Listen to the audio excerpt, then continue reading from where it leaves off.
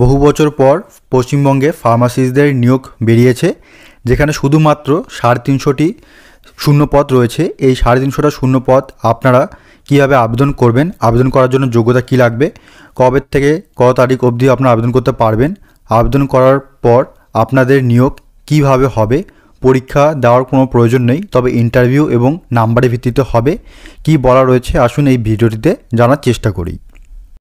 তো বন্ধুরা, এখানে দেখতে পারবেন অ্যাডভার্টাইজমেন্ট নাম্বারটা কিন্তু দেওয়া রয়েছে এবং আপনারা যারা আবেদন করতে চান তাদেরকে অবশ্যই অনলাইনে রেজিস্ট্রেশন করতে হবে। সেই ডেটটা কিন্তু এখানে বলা রয়েছে 13 আগস্ট থেকে সেপ্টেম্বর মাসের 3 তারিখ অবধি দুপুর 2টো পর্যন্ত আপনারা অনলাইনে আবেদন করতে পারবেন।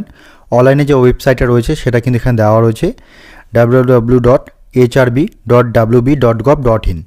এই পোস্টের জন্য যারা আবেদন করতে চান তারা যে বেতনটা আশা করছেন সেই বেতনটা আপনাদের মাসিক বেতন হবে 28,900 টাকা করে এবং এর যে শূন্য পদগুলো রয়েছে কতগুলো দেখবেন 350টার মধ্যে জেনারেলদের জন্য রয়েছে 146টা সিট সংখ্যা এবং এসসিদের জন্য রয়েছে 73টি সিট সংখ্যা 350টির মধ্যে, এসটিদের জন্য রয়েছে 21টি সিট সংখ্যা, যারা ওবিসি এ রয়েছেন তাদের জন্য রয়েছে 35টা সিট সংখ্যা, যারা ওবিসি বি রয়েছেন তাদের জন্য রয়েছে 25টি সিট সংখ্যা, যাদের ইডাব্লিউএস ক্যাটাগরির মধ্যে বিলং করেন তাদের জন্য 35টা এবং যারা আনরিজার্ভ পিডাব্লিউডি ক্যান্ডিডেট রয়েছেন তাদের জন্য 11টা সিট সংখ্যা রয়েছে, যারা এসসি পিডাব্লিউডি তাদের জন্য 4টা এবং সর্বোপরি মোট যে শূন্য পদ রয়েছে সেটা রয়েছে কত 350টি। এবার আমরা দেখার চেষ্টা করব যে এই ফার্মাসিস্ট 350টা পোস্টের জন্য কারা যোগ্য রয়েছেন, মানে কোয়ালিফিকেশান কি থাকা উচিত। এখানে বলা রয়েছে যে সিলেকশনটা হবে ডাইরেক্ট রিক্রুটমেন্ট প্রসেস। সেটা কি কোয়ালিফিকেশান থাকতে হবে অবশ্যই আপনাদের।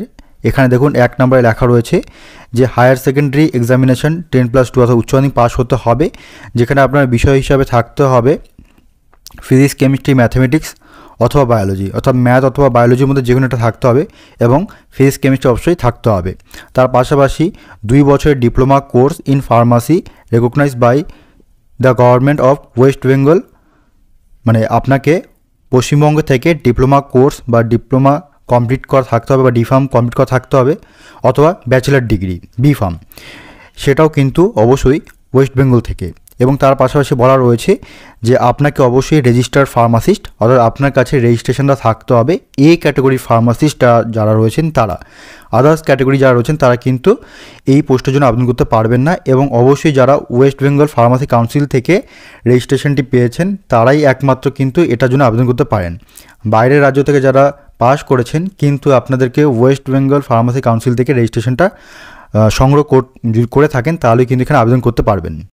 এবার বন্ধুরা চলে আসি বয়সের দিক দিয়ে।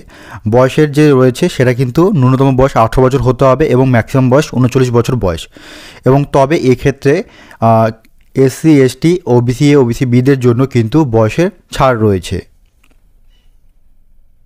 আমরা যদি বয়সের ছাড়ের দিক দিয়ে দেখি তাহলে দেখবেন এখানে দেখতে পারবেন যে যারা আনরিজার্ভ ক্যাটাগরি ক্যান্ডিডেট রয়েছেন তাদের জন্য কিন্তু কোনো রকম বয়সের ছাড় দেওয়া নেই, কিন্তু যাদের এসসি সার্টিফিকেট রয়েছে তারা কিন্তু 5 বছরের জন্য এবং যারা এসটি রয়েছেন তাদেরও কিন্তু 5 বছরের ছাড় দেওয়া রয়েছে। যারা ওবিসি এ, ওবিসি বি রয়েছেন তাদের জন্য 3 বছর করে ছাড় দেওয়া রয়েছে, অর্থাৎ তাদের ক্ষেত্রে 39 বছর যে ম্যাক্সিমাম রয়েছে তাতে 3 বছর এক্সট্রা আপনারা পাবেন। এবং যারা আনরিজার্ভ ক্যাটাগরির মধ্যে পিডাব্লিউডি বিলং করেন তারা 6 বছরের জন্য, এসসি পিডাব্লিউডির জন্য 6 বছর এবং ইডাব্লিউএস ক্যাটাগরির জন্য কোনো রকম ছাড় দেওয়া নেই। এবার চলে আসি এই পোস্টের জন্য যারা আবেদন করবেন তাদেরকে অনলাইনে কত টাকা পে করতে হবে। দেখুন এখানে লেখা রয়েছে যে ফি রয়েছে আবেদন করার জন্য, সেটা কি অনলাইন অ্যাপ্লিকেশন, সেটা হচ্ছে 210 টাকা আপনাদের অনলাইনে পেমেন্ট করতে হবে। তো এবার প্রশ্ন হচ্ছে এই 350 জন ফার্মাসিস্টদের যে নেওয়া হবে, পরীক্ষা তো হচ্ছে না, তাহলে কীভাবে নেওয়া হবে। দেখুন এখানে লেখা রয়েছে মার্কস ডিস্ট্রিবিউশন, অর্থাৎ যে পদ্ধতিতে আপনাদের নাম্বার বিভাজন করে নেওয়া হবে। অ্যাকাডেমিক মার্কস যেটা রয়েছে 75 নাম্বারের মধ্যে নেওয়া হবে, অর্থাৎ আপনার উচ্চ মাধ্যমিক ডিফার্ম অথবা বিফার্ম বা এমফার্ম করে থাকেন সেটা নাম্বারকে 75 নাম্বারের মধ্যে ক্যালকুলেট করা হবে। সেটা কীভাবে রয়েছে সেটা পরে বলছি। এক্সপিরিয়েন্স মার্কস, অর্থাৎ আপনার যদি অভিজ্ঞতা থাকে এই ফার্মাসিস্ট পোস্টে বা ফার্মাসিস্টে কোনো চাকরি করেছেন কোথাও, হসপিটাল বা রেকগনাইজ কোনো প্রাইভেট কোনো সংস্থাতে কাজ করেছেন, সেটার এক্সপিরিয়েন্স সংগ্রহ করা হবে 10 নাম্বারের মধ্যে। আপ টু ইন্টারভিউ মার্কস রয়েছে, আপনাদেরকে ইন্টারভিউ একটা দিতে হবে, সেটা 15 নাম্বারের মধ্যে। এবং এই যে মার্কিং ক্রাইটেরিয়া যে রয়েছে সেটা কোয়ালিফিকেশান হিসাবে যেটা একাডেমিক আমরা দেখলাম উপরে যে 75 নাম্বার যে নেওয়া হবে সেটা কীভাবে নেওয়া হবে দেখুন এখানে বলা রয়েছে যে যদি আপনার উচ্চ মাধ্যমিক পাস করা থাকে তো যত আপনি নাম্বার পেয়েছেন তার 25% নাম্বার নেওয়া হবে, এখানে পার্সেন্টেজ হিসাবে লেখা রয়েছে।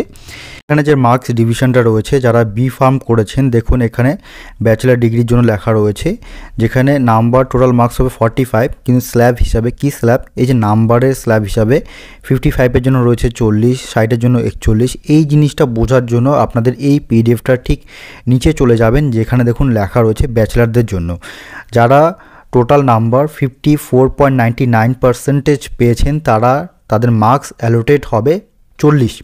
যারা 55 থেকে 59.99% পেয়েছেন তাদের নাম্বারটা ক্যালকুলেট হবে 41 হিসাবে আপনাদের কিন্তু দেওয়া হবে বা আপনি আবেদন করার সময় দেবেন। যারা 60 থেকে 64.99% পেয়েছেন বি ফার্মায় তারা 42 দেবেন।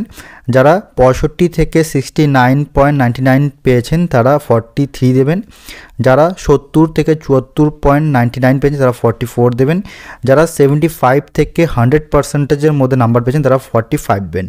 ঠিক একই রকমভাবে ডিপ্লোমা কোর্সে যারা পাস করেছেন ডি ফার্মা করেছেন তাদের নাম্বার বিভাজনটাও কিন্তু ঠিক একই রকমভাবে হবে, অর্থাৎ আপনারা এখানে দেখবেন যারা আপ টু 54.99% পেয়েছেন তারা 35 দেবেন।